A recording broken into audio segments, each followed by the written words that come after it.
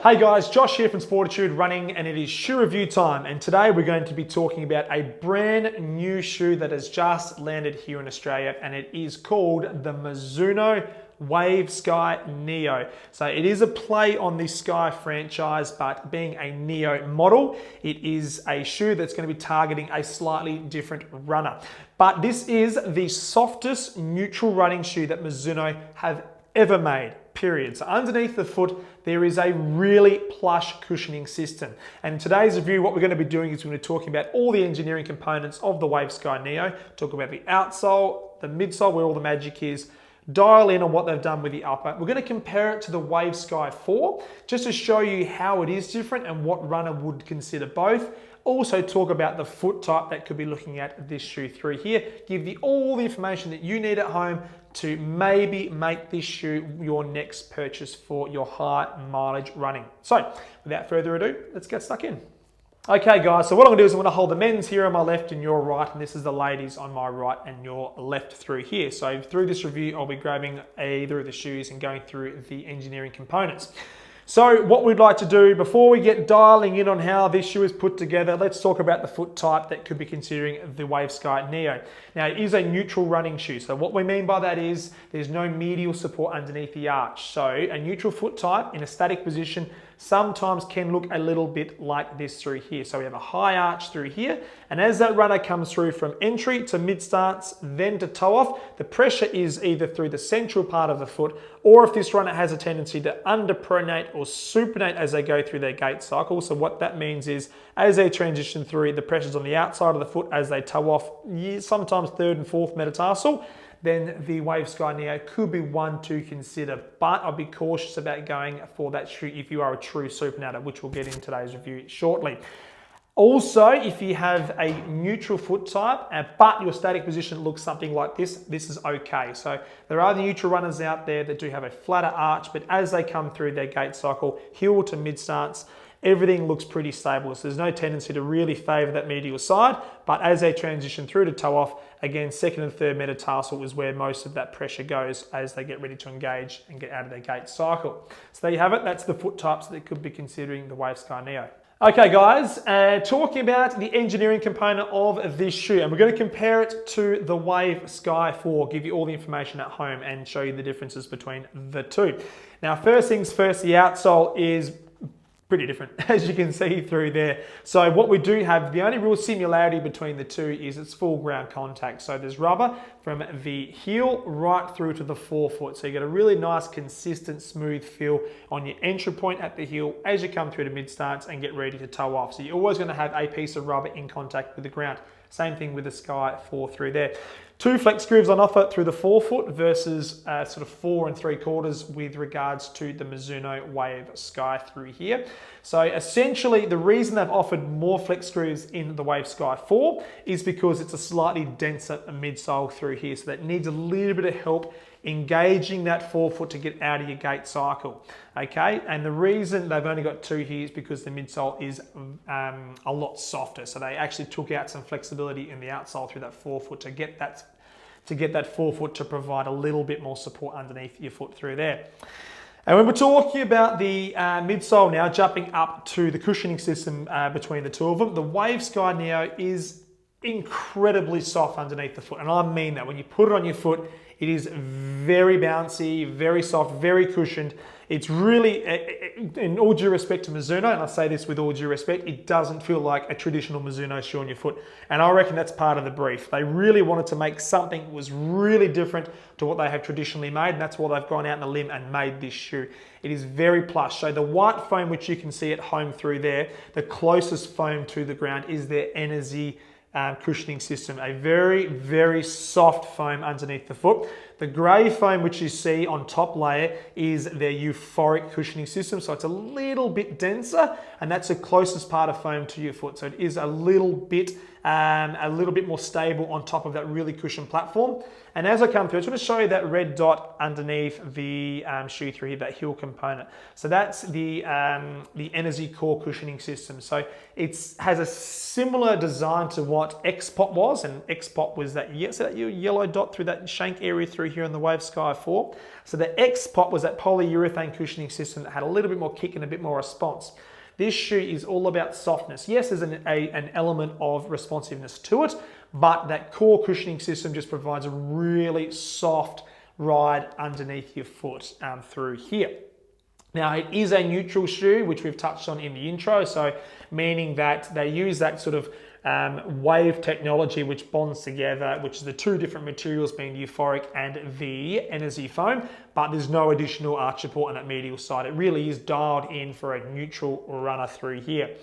And also talking all things midsole, we'll touch on the heel to toe gradient. This little guy here is on a 34-24 heel to toe drop, which is the same as the Wave Sky, which is that 10mm offset as well. So pretty similar profile with regards to the heel to toe offset. It's just that this is on such a softer platform. Okay, then we're coming to the upper. Let's dial in and talk to you about this guy through here, because it is a very, very comfortable shoe. Okay, so you've got the knitted design. So usually I like to start from the heel and work my way back, but this time I'm going to start from the forefoot and work my way back to the heel. It's got the knitted design is a very strong, tightly woven knit, very breathable around the top of the toe box through here, so you get a lot of ventilation through there, or enough ventilation for a knitted shoe. Let's be honest, knitted shoes don't breathe quite as well as open engineered mesh, but for a knitted shoe, this does breathe quite well.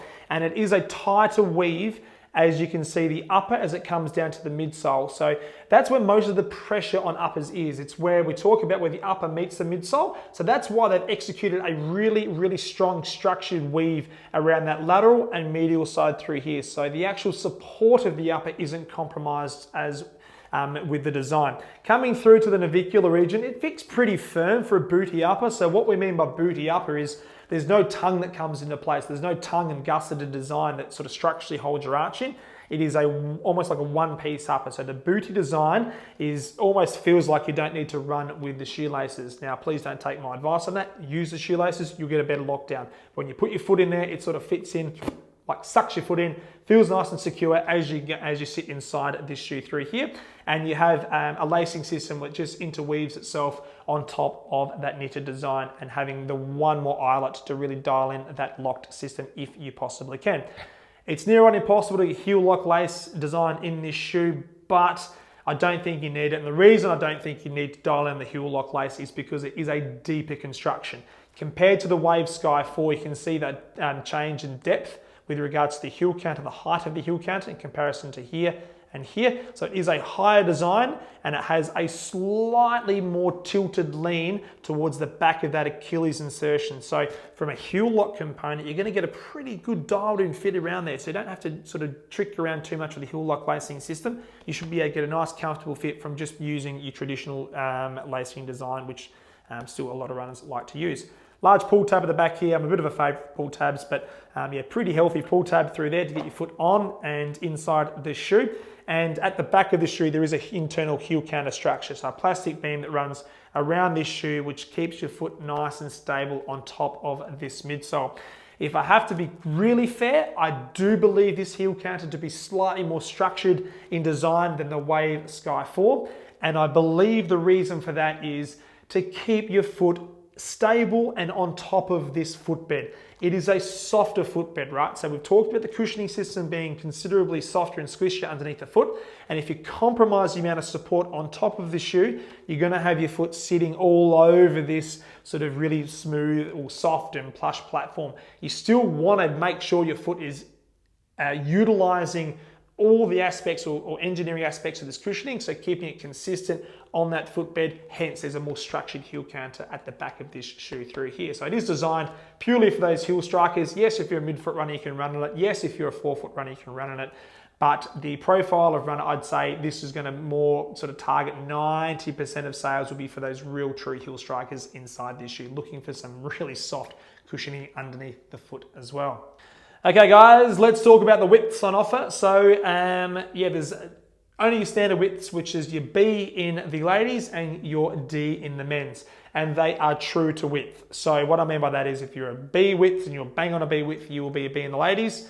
If you're a D, you will fit nicely inside this running shoe through here. If you happen to be earring on the wider side, I would go against going for this shoe because I don't believe there's enough give up top or depth that's going to come into play to make this shoe comfortable for you. So it is a pure B and a pure D width through there. Okay guys, so in wrapping up the Wave Sky Neo, I would like to tell you that 2 years ago, which was the middle part of, or early 2019, I was invited by Mizuno to go to Melbourne and talk to a couple of their footwear engineers, which flew down from Japan. And I saw the first prototype of this shoe and I was extremely excited. But let me tell you, from prototype 1 to where we stand today, a lot has changed. It's a very refined version of that first concept. They were really chasing that soft, cushion feel underneath the foot, and they have been able to execute an end product, which is this guy here, by dialing into what they know and what they provide, being Mizuno, a running shoe brand, and not really trying to be something they're not. They still obviously favor a structure and integrity, which they've done for a number of years, but they wanted to play in that slightly softer cushion market, and prototype 1 was probably a little bit too cushioned and a little bit too advantageous for Mizuno. So this end product, being this refined Wave Sky Neo, is an absolute pure cushioned running shoe, that's for sure.